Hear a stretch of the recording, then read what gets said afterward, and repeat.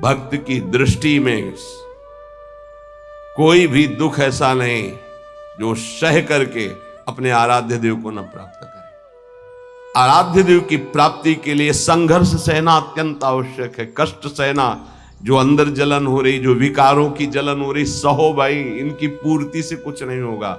इनको से एक बार लड़ जाओ, एक बार निकल जाओ तो जन्म जन्म की लड़ाई जीत जाओगे।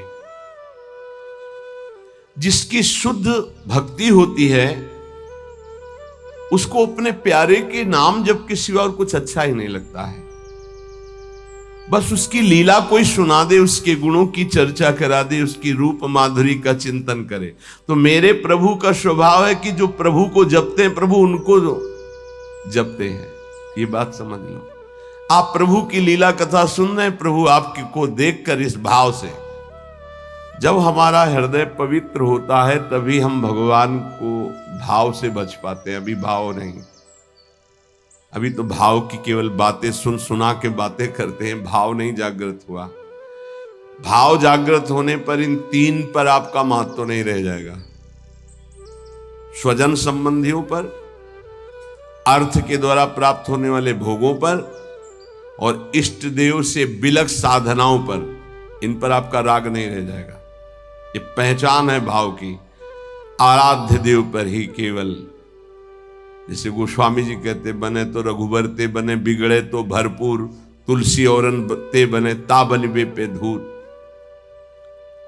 जब तक नाशवान पदार्थों में महत्व रहेगा, ये जो श्लोक है कि जिस प्रकार से भक्त मेरी शरण में आता है, मेरा भजन करता है, मैं वैसे ही उसका भजन करता हूं।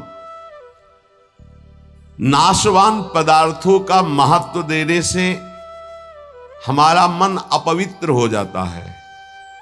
नाशवान पदार्थों के भोगने से हमारी इंद्रियां और तन अपवित्र हो जाता है, हमारे कर्म अपवित्र हो जाते हैं। तो जन्म निश्चित हो गया अगला। और जब हम भगवान की शरण में आते हैं, भगवत नाम जप करते हैं, भगवत शरणागत होते हैं, भगवत भक्तों का संग करते हैं, तो सारी मलिनता नष्ट हो जाती है। तन की, मन की, स्वभाव की, सब मलिनता नष्ट हो जाती है। इस बात को समझिए। शरीर, इंद्रियां, मन, बुद्धि, पद, योग्यता, अधिकार, धन, जमीन, जितनी भी ये सब हैं, इनमें रुचि, आसक्ति, ये तुम्हारे मन को पवित्र कर देगी, तन को अपवित्र कर देगी, स्वभाव को अपवित्र कर देगी। अगर इन्हीं सभी को प्रभु को समर्पित करके कर्तव्य कर्म का पालन करते हुए नाम जप करोगे तो सब कुछ पवित्र हो जाएगा। जैसे जड़ मिठाई कभी ऐसे लगाने वाली नहीं होती, लेकिन जब प्रभु को अर्पित करते तो प्रसाद हो जाती है। मांग करके किनका मिलता है तो बड़ा आनंद का अनुभव होता है, मेरे प्रभु का प्रसाद है। ऐसे ही शरीर, इंद्रिया, मन, बुद्धि, पद, योग्यता, अधिकार, धन, जमीन, जो कुछ भी है उसे प्रभु को अर्पित करके अपने कर्तव्य का पालन करते हुए जो नाम जप करता है, उसका तन पवित्र, उसका मन पवित्र, उसका स्वभाव पवित्र, उसकी सब वस्तुएं पवित्र हो जाती है। अब तो वैसी निष्ठा नहीं दिखाई दे रही है, होगी किसी के अंदर। पहले महापुरुषों में देखा, जैसे श्री चतुर्भुजदास जी महाराज, जो सेवक जी के मित्र थे। अगर जिस गांव में गए वहां अगर वैष्णव नहीं है, कंठी तिलकधारी, तो उस गांव के कुएं का पानी भी नहीं पिएंगे, ऐसी निष्ठा रखते थे।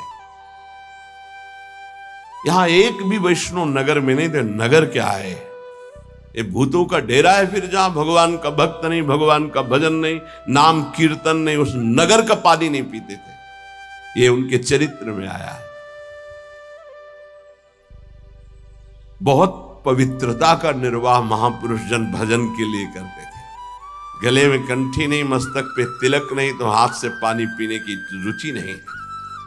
ऐसी निष्ठा, निष्ठा में ही तो सब। इसी निष्ठा का प्रभाव दैवी शक्ति को भी परास्त कर दिया। एक दिन एक नगर से निकल रहे थे तो देखा एक आदमी चिल्ला रहा था, रो रहा था, उसके हाथ पीछे बंधे हुए थे और बड़ा ढोल नगाड़ा बज रहा था, उसको घसीटते हुए ले जा रहे थे। चतुर्भुज दास जी मंडली के सहित मुरली मनोहर अपने ठाकुर को लेकर मुरलीधर को वो विचरण करते थे। तो उन्होंने लोगों से पूछा, ये आदमी इतना त्राहिमाम बोल रहा है, इसका कोई साथ क्यों नहीं दे रहा है, इसको क्या? तो बोले ये देवी के बलि चढ़ाने के लिए ले जाया जाए। देवी की बलि? कहाँ है मंदिर? गांव के बाहर है। वाह, पहले उसको रुकवा दिया, इतना भजन का तेज था, रुकवा दिया और दरवाजे पे गए और कहा कि तुम मां हो? कैसी मां हो जो तुम अपने बच्चों की हत्या करवाकर मुस्कुराना सीखती हो? तुम मां हो, इसका मतलब है तुम्हारे अंदर ममत्व नष्ट हो चुका है। चाहे कोई भी सृष्टि का जीव हो, वो तुम्हारा बेटा होता है। कुपुत्रो जायते क्वचित कुमाता न भवति। ये कैसा न्याय है आपका कि आपके सामने आपके बेटे को बंदी बनाकर बलि दिया जा रहा हो, आप प्रसन्न मुद्रा में हो। वहां के पुजारी ने कहा, आप अंदर नहीं घुस सकते। बोले ये अंदर नहीं रह सकते। अब ठाकुर जी को साथ लेके देवी जी बाहर निकल आए, ठाकुर जी को सिंहासन पे विराजमान किया। उनके भागवतिक वैष्णव तेज भजन के प्रताप से लिखा हुआ है भक्तमाल जी में भी, जहां भी उनका चरित्र चतुर्भुज दास जी का, ऐसे हरिव्यास देवाचार्य जी। तो देवी जी ने कहा, क्या आदेश है हमारे लिए? देवी जी ने कहा, तो उनका पहले यहां के राजा को बोलो कि आज के बाद अगर यहां बलि चढ़ी तो सर्वनाश तुम ही करोगी। बोलो जाके यही।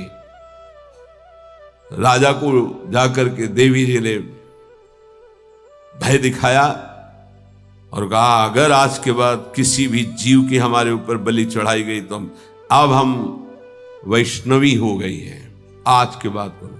हाँ, अगर बलि चढ़ानी तो नारियल नींबू आदि, ये नहीं, जीवों की बलि नहीं। कंठी बांधी देवी जी के और श्री जी के चरणारविंद की आसक्ति का मंत्र दिया देवी जी को चतुर्भुज दास जी ने।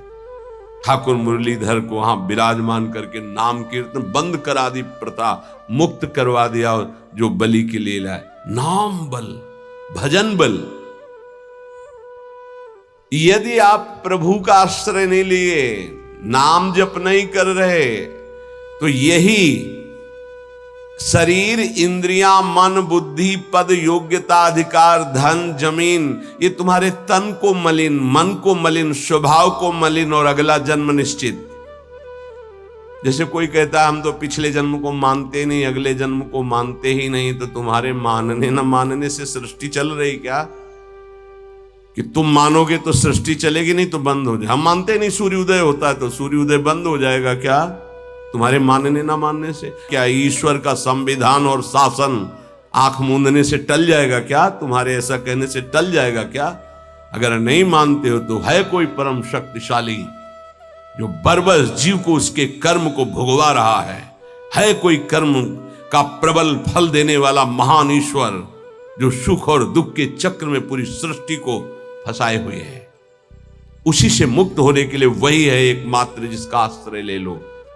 भक्त को भगवान के स्वरूप का ज्ञान, भगवान का दर्शन, भगवान के साथ खेल खेलने का सौभाग्य, तीन बातें जो प्राप्त होती है, ये ज्ञानी को नहीं प्राप्त होती है। भगवान के प्रेम स्वरूप, भगवान का दर्शन, संभाषण और भगवान के साथ खेलना, ये नहीं। ये बड़ी दुर्लभ बात भक्ति से प्राप्त होती, इसलिए सर्वोपरि भक्ति। जो भगवत परायण भक्त है उसमें शरीर और संसार की आसक्ति नहीं रहती। देख लो, शरीर और संसार की आसक्ति नहीं रहती। इस भगवत परायणता के लिए हठ पूर्वक बहुत नाम जपा जाए तब ये जागृत होती भगवत परायणता। हठ पूर्वक शब्द आया है। हठ पूर्वक हमको नाम जप करना बहुत कठिन है। नाम जप करना, बातें बना लेना अलग बात है, नाम जप करना बहुत कठिन है। अगर नाम जप हठ पूर्वक करोगे तो संसार शरीर की आसक्ति नष्ट हो जाएगी, भगवत परायण हो जाओगे, भगवान के तत्व का ज्ञान हो जाएगा, भगवान से प्रेम हो जाएगा, भगवान का साक्षात्कार हो जाएगा, भगवान से वार्ता होगी, भगवान के साथ खेलोगे। जब भगवत परायणता जागृत होती है तो कुत्ता, गधा, चांडाल, जहां दृष्टि जाती है वहां श्री कृष्ण दिखाई देते हैं। विद्या विनय संपन्ने ब्राह्मणे गविहस्तनी स्वनी च सुपाके चा पंडिता समदर्शिना, ये तत्वबोध हो जाता है भक्त को, क्योंकि उसकी दृष्टि भगवत स्वरूप हो गई तो पूरी सृष्टि भगवत स्वरूप हो गई। किसकी? जो हठ पूर्वक नाम जप करता है। हठ पूर्वक मतलब स्वाद नहीं मिल रहा, कोई रुचि नहीं, पर गुरुदेव ने कहा इसलिए मुझे जप करना ही है। जब बिना किसी प्रयास के भगवत स्मरण चलने लगे, बिना कोई अटकल लगाए कि अरे सब में भगवान है और भगवान दिखने लगे, तो समझ लेना चाहिए कि अब हमारा कार्य पूरा हो गया है।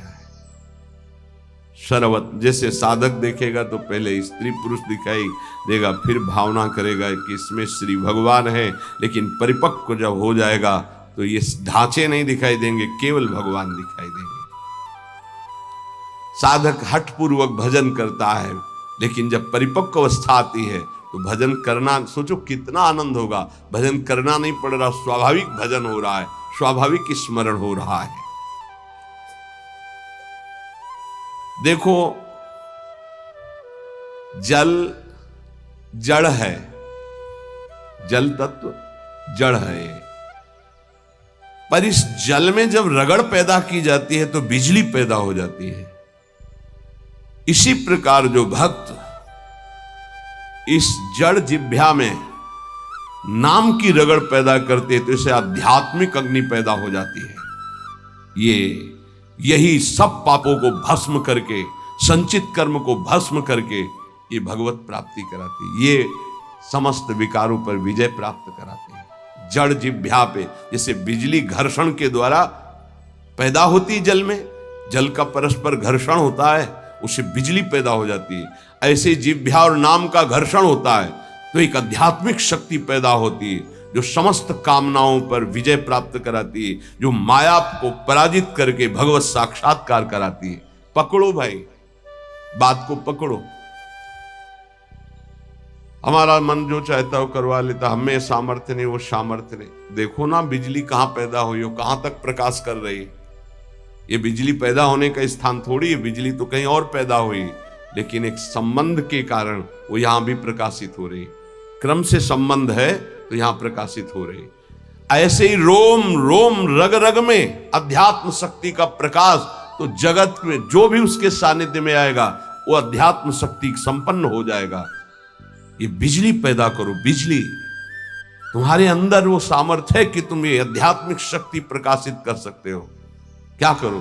बोले इस जड़ जिह्वा में नाम को रगड़ो, इसी से बिजली पैदा हो जाएगी। बहुत संघर्ष करता है तब भाव का प्रादुर्भाव हो जाता है। ये यथा माम प्रपद्यन्ते तास तथैव भजाम्यहम् मम वर्तमानो वर्तन्ते मनुष्या पार्थ सर्वशा। भक्त भगवान की जिस भाव से, जिस संबंध से उपासना करता है, भगवान वैसा ही दर्शन देते हैं। देख लो, जब जहां जैसा भक्तों ने भाव किया, भगवान वैसी ही लीला की। ऐश्वर्य भाव रखोगे तो ऐश्वर्य दिखाई देंगे, माधुर्य भाव रखोगे तो माधुर्य दिखाई देंगे।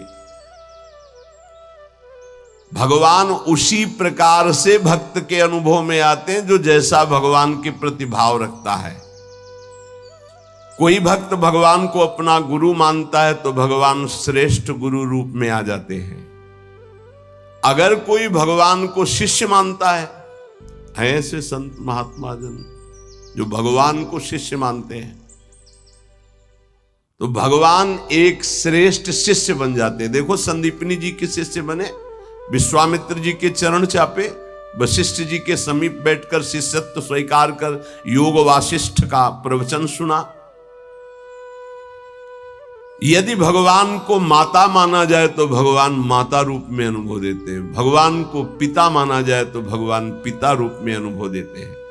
भगवान को पुत्र माना जाए तो भगवान पुत्र रूप में अनुभव। देखो, एक दिन देवर्षि नारद जी दर्शन करने गए नंद महल में, तो देखा मोटी डेहरी बाबा की डेहरी, तो उसको लालजू महाराज लांघना चाहते थे, दरवाजे के बाहर खेलने जाना चाहते थे। अभी खड़े होना ठीक से आया नहीं था, घुटनों के बल चल रहे थे, तो ऐसे चलते हुए घुटनों के बल ऊपर ऐसे देहली के हुए, चरण ऊपर उठ गए, हाथ ऐसे हो गए, अब देहली के बीच में टंगे हुए और रो रहे हैं। नारद जी ने देखा, साष्टांग दंडवत किया, बोले प्रभु देहली पार कर दे क्या? तो बोले जानते नहीं हो क्या हमारे लिए देहली? उन्हें बोले जानते हैं प्रभु, वामन अवतार में एक चरण बढ़ाया था तो ब्रह्मलोक तक गया था। तो बोले तुम जानते हो ना ये तुम्हारे लिए लीला नहीं है, मुझे पुत्र भाव से उन लोगों ने भजा है तो उनकी सुख के लिए मैं लीला करूं।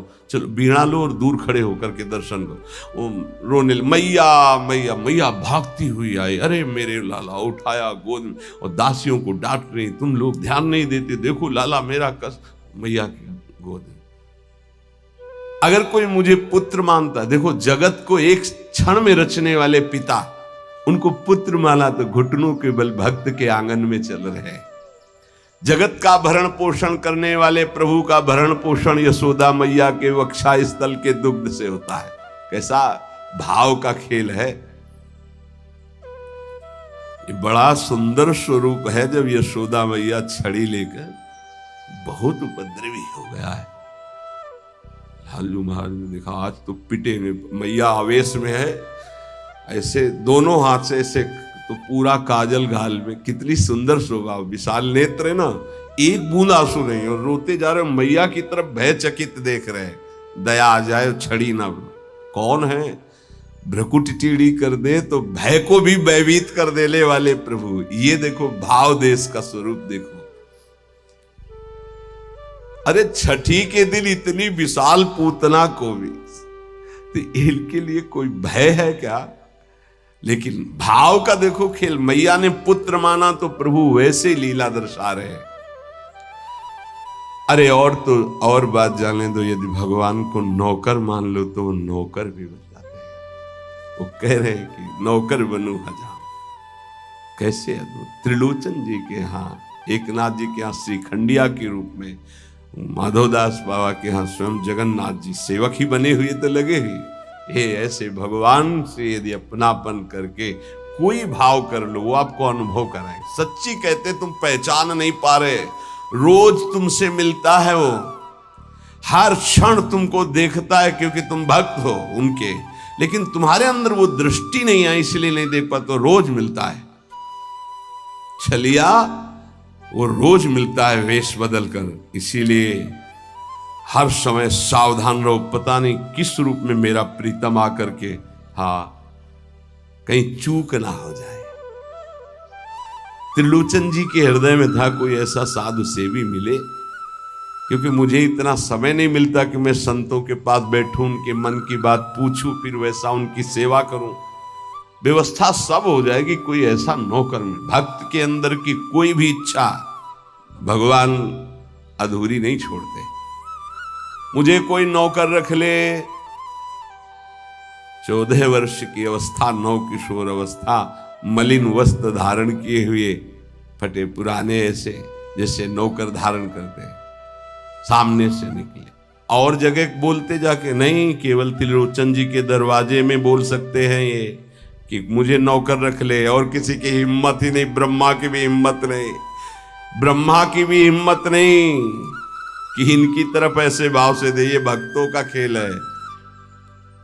त्रिलोचन जी आओ आओ, हमें तो जरूरत है एक नौकर की, बस संत सेवा करवाने के लिए। आप क्या कर लेते हो? बोले बचपन से अनाथ हूं, मेरा कोई है नहीं, न माता न पिता न परिवार। तो झूठ भी नहीं बोल रहे, इनका कोई है ही नहीं, यही सब है तो इनका कौन है? बड़ा विचित्र खेल। भगवान शंकर का ब्याह हो रहा है तो शाखोच्चार बुलवाया जाता है, पीढ़ी के कुल परंपरागत। कहा गया हाँ आप अपने पिता का नाम लीजिए। भगवान शंकर ने कहा हम किसका नाम ले पिता के रूप में? चलो, ब्रह्मा जी की भ्रकुट से रुद्रावतार होता है, उनका ब्रह्मा जी पिता ब्रह्मा, और पितामह अभेद है हरि और हर। चलो भगवान हरि की नाभि कमल से ब्रह्मा जी की भ्रकुटी से रुद्रावतार, तो कहा हरि। प्रपितामह बोले शंकर। बाप बाबा के बाप बाबा है, उनके आगे कोई है नहीं तो क्या, बोलो प्रपितामह में शंकर को बोलो। नहीं वो तो पहले बुलवाया है ना आपने, तो बोले पहले भी हम हैं, बाद में भी हम हैं, बीच में भी हम हैं। ये हैं इनका, तो इनकी हर बात सत्य होती है। कह रहे हैं कि मैं अनाथ हूं, क्यों? ये सबके दीनानाथ हैं, इनका नाथ कौन हो सकता है? मेरे परिवार में कोई नहीं है, क्योंकि यही सबके परिवार है। इनका परिवार कब? चराचर जगत वही खुद बने हुए हैं। मेरे माता पिता ने, क्योंकि सबके माता पिता है। अच्छा, तो बचपन से हमको सेवा में बड़ी प्रवीणता है, हर कला हमको आती, पर साधु सेवा विशेष हमें रुचिकर है। अच्छा, तो तुम भोजन बना लेते हो? बोले एक बार बनवा दो, अगर संत अंगुली न चाटे तो बताना, इतना सुंदर। फीस क्या लोगे? पेमेंट क्या है आपकी? पेमेंट तो हम पैसे तो लेते नहीं, हमारी रुचि नहीं रहती पैसे। लक्ष्मी जी चरण चापती, भगवान उधर नहीं देखते। नहीं तो आप कुछ तो होगी। बोले हाँ, थोड़ा भोजन ज्यादा पाते हैं। जितना हम भोजन पाएंगे तुम्हारी पत्नी पीसेगी, उसी के हाथ का पिसा पाएंगे, वही हमारे लिए बनाएगी। और 1000 संत आ जाएंगे, उनकी व्यवस्था हम करेंगे, तुम निश्चिंत रहो, कभी शिकायत नहीं मिलेगी। पत्नी से कहा समस्या का समाधान तुम ही हो। तो उनका कितना? आधा किलो आटे की रोटी पाएंगे। तो उनका इस भूल में मत रहना, अगर हम भरपेट पाएंगे तो 3-4 किलो तक पहुंच सकता है, हमें पीसना पड़ेगा। बोले शर्त है, अगर इतना कर सकती हो तो। और कभी किसी से कहोगी नहीं, अगर कह दिया तो फिर मैं नौकरी में नहीं रहूंगा। त्रिलोचन जी ने पत्नी से कहा बहुत सेवा की भावना हमारे अंदर थी, ये पुष्ट हो जाएगी इससे, तुम इतना स्वीकार कर लो। ठीक है, दोनों टाइम का भोजन हम बना के पीस के तुम्हें पवाएंगी, और तुम संत सेवा। भगवान जैसे किसी के मन में चल रहा है कि आज बढ़िया कढ़ी बनती है ऐसी ऐसी, तो भगवान वैसे ही बना के सबकी सेवा में रत। अब तो वहां संत समाज आती, खूब नाम कीर्तन, खूब कथा। त्रिलोचन जी निहाल हो गए कि मुझे, और नाम पूछा तुम्हारा नाम क्या है? तो बोले अंतर्यामी। अंतर्यामी, जब से अंतर्यामी ये सेवक पधारा, तब से जो संत सेवा हुई, मन नाच पड़ा। भगवान को बार बार धन्यवाद देते, प्रभु ऐसा सेवक भेज दिया। और ये नहीं समझ पा रहे थे कि जिनको धन्यवाद दे रहे वही है। अब सुबह का पीसना 10 बजे तक पीस कर बना के खवाया, बर्तन मांजा, शाम के फिर पीसने का नंबर, क्योंकि उतना ही पाना है। वर्ष भर हो गया, कहीं जाने को नहीं मिला। एक दिन आया कि दोपहर थोड़ा समय में तो निकले, बगल में पड़ोसन मित्र थी उसके, वो गए।